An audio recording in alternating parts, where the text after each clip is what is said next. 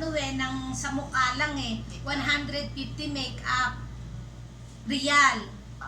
Sa Riyadh, 300. Oo. Ay, hindi po. Buwanan po kami rito.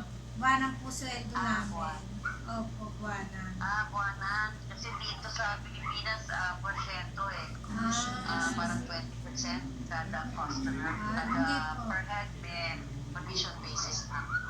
Okay, pwede ko mag-usap si Miss Edna. Yan na si Ma'am Wes. So, thank you po.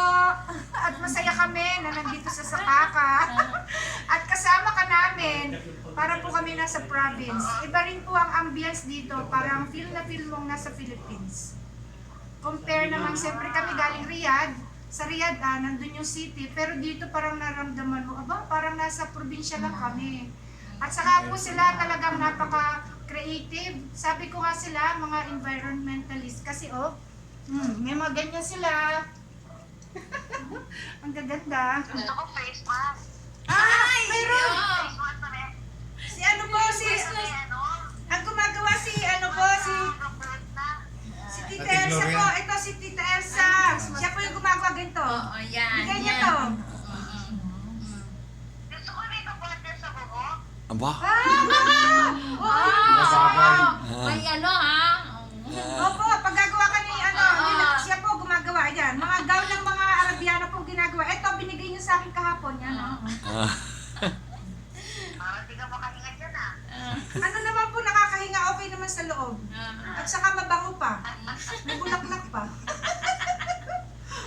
Masaya po sila dito, napakasaya. Yung nga, Tita Lu, sabi nila, parang siyempre, meron din namang opportunities ang Philippines. Marami talaga. Kaya lang dito, napipil mo na parang pag tinanggap nila yung kanilang salary namin, net, kasi wala pa kaming tax, di ba? Lately lang nagkaroon dito ng VAT. Pero kapag kahit 1 real, pwede kaming gumala ng walang gastos. Kasi meron kaming service, meron kaming accommodation. Halos net po yung gastos namin, yung income namin. So hindi kami masyadong magastos. Tapos meron din naman kami dito, open na rin dito, katulad niyan, socialization. Tapos kung maabilidad, nakakagawa rin ng ibang business, depende rin po sa sa ating kabayan. Kung meron po silang ability na about financial literacy, yung po kanilang yung income, yung other income, mas malaki pa sa salary. Katulad ni Tita Elsa, ito, gumawa siya, magkano lang po ito, di ba? 10 reals. O magkano yan? Bawat isa, ang daming ganyan. 10 reals. Ngayon nakakapag-promote pa siya, Ang ganda po, magagaling po tayong mga Pinoy kahit saan. So, nakakatuwa rin po na gano'n. Ito naman po, may kasama kaming sa school. Pakita naman natin Sa si Miss school G. naman siya. Daw po. Sa school naman po siya. Okay. Teacher ka sa Hindi po. Cleaner po ako sa school. Cleaner sa school. okay. So, kamusta naman ang sahod? Doble, triple. Dito sa Pilipinas sa kukumpara.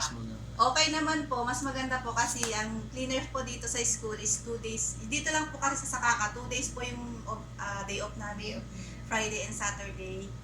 Kaya okay naman po. Okay naman po yung school ko. Wala naman po problema. Kahit nung nag-pandemic, tuloy-tuloy naman po yung sahod ko.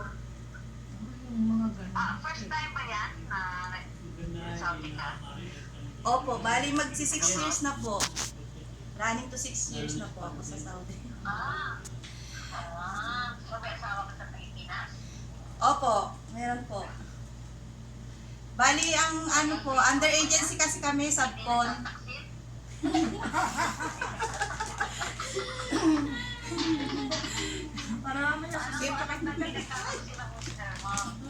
Bali, nasa Taiwan po.